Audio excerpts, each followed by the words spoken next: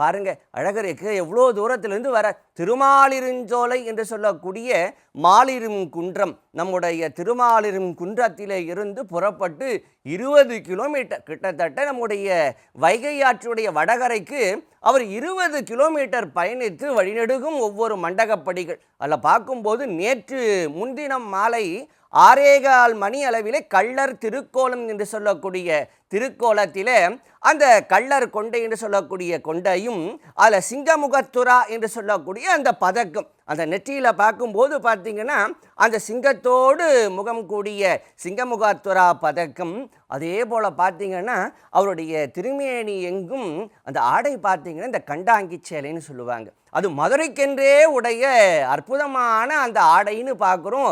ஆகையினால தான் இன்றைக்கும் நம்முடைய கீழடி அகழ்வாராய்ச்சியில் கூட பார்த்தீங்கன்னா அந்த சுடுமண் குடாய்கள்லாம் கிடைத்தது. அங்கே என்னன்னா அந்த நெசவு தொழிலும் அந்த சாயங்கள் ஏற்றக்கூடிய அந்த அகழ்வாராய்ச்சி சாயங்கள் ஏற்றக்கூடிய அந்த இடமும் அங்கே இயங்கியது என்பதையெல்லாம் காட்டக்கூடிய ஒரு அந்த நீண்ட நெறிய தொடர்பை பார்க்கின்றோம். ஆகையினால என்ன, மதுரையினாலே கண்டாங்கி தானே, அந்த சின்ன சின்னதாக கட்டம் போட்ட அந்த கண்டாங்கி சேலையை உடுத்திய நிலையிலே அற்புதமாக பார்க்கும்பொழுது அவருடைய கரங்களில் பார்க்கும்போது என்னன்னா எந்த ஒரு பெருமாளுடைய கரங்களிலும் இல்லாது நம்முடைய கள்ளழகர் மாத்திரம் ஒரு தனித்துவமான தெய்வம். என்ன காரணம் அப்படின்னா அவருடைய கரங்களில் பார்க்கும்போது வளரி என்று சொல்லக்கூடிய வளைத்தடி ரொம்ப அழகாக பார்த்தீங்கன்னா நம்முடைய பண்டைய போர்க்காலங்களில் தமிழர்கள் பயன்படுத்திய ஒரு ஆயுதம் எதுன்னா வளரி என்கின்ற ஆயுதம் தான்.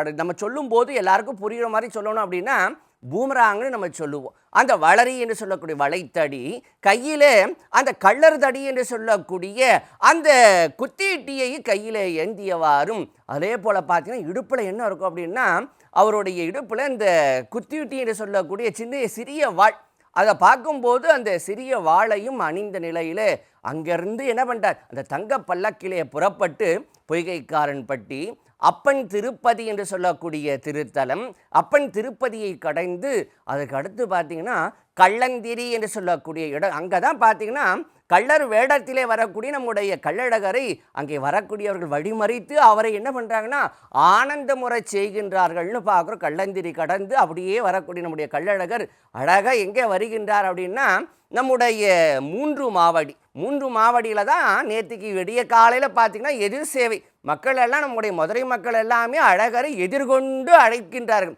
அப்படி எதிர்கொண்டு எதிர் சேவையில் பெருமாளை சேவித்து அழகாக என்ன பண்ணுறாங்க, மதுரை மாநகரத்துக்கு அழைக்கின்றார்கள். 3 மாவடி கடந்து கடைசி நேர்ந்தல் 3 மாவடி அப்படியே நேராக எங்கே வருகின்றார், புதூர் வருகின்றார். புதூர் வந்து நேராக நம்முடைய தல்லாக்குளம், நேற்று இரவிலே தல்லாக்குளத்தில் இருக்கக்கூடிய பிரசன்ன வெங்கடாஜலபதியுடைய ஆலயத்திற்கு எழுந்தருளி அந்த பயண களைப்பு, ஏன்னா கிட்டத்தட்ட 20 கிலோமீட்டர் நேற்று முன்தினம் மாலை புறப்பட்டவர் அல்லவா. நேற்று இரவு தான் என்னன்னா அவருக்கு திருமஞ்சனம், அவருடைய திருமேனி எங்கும் குளிரும் விதமாக நல்ல அந்த நன்னீர் கொண்டு அவரை நீராட்டி பாலும் நறுநெய்யும் ஒவ்வொன்றாலும் அவரை நீராட்டி திருமஞ்சனம் செய்வித்து அங்கே தான் நேற்று ராத்திரி பார்க்கும்போது அழகான காட்சி. ஏன்னா அழகர் எதற்காக மதுரை மாநகரத்திற்கு வருகின்றார் அப்படின்னா நம்முடைய காரணங்களை சொல்லும்போது முதன்மையாக என்ன சொல்லுவாங்க அப்படின்னா சித்திரை திருவிழா அப்படின்னாலே மதுரை மாநகரத்தில் எல்லாம் வல்ல தடாதகை பிராட்டி மீனாட்சி அம்மனுடைய திருக்கல்யாணம், அந்த சித்திரை மாதம் உத்திர விண்மீனில் நடைபெறக்கூடிய அந்த மீனாட்சி திருக்கல்யாணத்தை காண்பதற்காக சகோதரனாக அழகர் மலையிலே இருந்து நம்முடைய கள்ளழகர் புறப்பட்டு வருவதாக கூறுவார்கள். அப்படி வருவதற்கு முன்னதாகவே மீனாட்சியுடைய திருக்கல்யாணம் நடைபெற்றதாகவும், ஆகையினாலே வடகரை வரை வந்தவர் தங்கையுடைய திருமணம் முன்னமே நடைபெற்றது என்று அப்படியே வடகரையோடு திரும்புவதாக குறிப்பிடுவார்கள். ஆனால் அது மட்டும் காரணம் அல்ல, ரொம்ப அழகாக என்னன்னா அவர் எதற்காக வருகை தருகின்றார் என்று சொன்னால் மண்டூக மகரிஷி என்று சொல்லக்கூடிய மகரிஷிக்கு அங்கே முக்தி சாப விமோச்சனம் அளிப்பதற்காகவும், முக்கியமாக ஆண்டாள் பிராட்டி ஸ்ரீவில்லிபுத்தூர் கோதையை பிறந்த ஊர், கோவிந்தன் வாழும் ஊர், சோதிமணி மாடம் தூன்றும் ஊர், நீதி வழுவா நல்ல பக்தர்கள் வாழும் ஊர் என்றெல்லாம் போற்றக்கூடிய நம்முடைய அந்த திருவில்லிபுத்தூரிலே இருந்து ஆண்டாள் பிராட்டி சூடி களைந்த அந்த மாலையை சாற்றிக்கொள்வதற்காகவும் ஆண்டாளுடைய அந்த நேசம், அன்பை அங்கே அனுபவிக்கும் விதமாக என்ன பண்ணுறாருன்னா, நேற்று இரவு பாருங்க அழகா திருமஞ்சனம் கண்டருளி நம்முடைய கள்ளழகர் அந்த தங்க குதிரையிலே ஏறி அமர்ந்து ஆண்டாள் பிராட்டி சூடி களைந்து அந்த மாலையை தம்முடைய திருத்தோள்களிலே சாதித்தார். அவருக்கு பேரே சுந்தர தோளுடையான்னு பேர். ஏன்னா ஆண்டாள் பிராட்டி தான் அவருக்கு எத்தனை நாமங்கள் இருந்தாலும், ஆயிரக்கணக்கான நாமங்கள் இருந்தாலும், இன்றைக்கும் அவரை சுந்தரராஜ பெருமாள் கோவில்னு தான் நம்முடைய அழகர் மலையில் இருக்கக்கூடிய பெருமாளுக்கு திருநாமம்.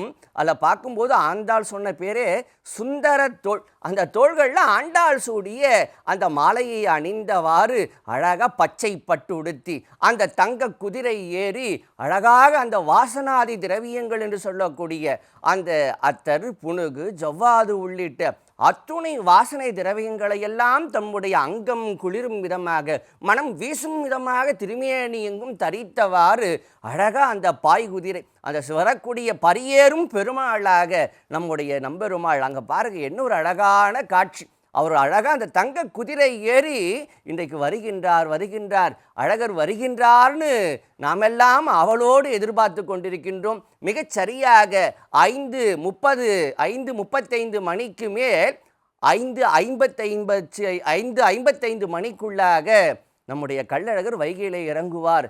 அழங்கி அங்கே அவர் நம்முடைய வீரராகவ பெருமாளுக்கு அவர் அங்கே மரியாதை அளிப்பார் என்று பார்க்கின்றோம்.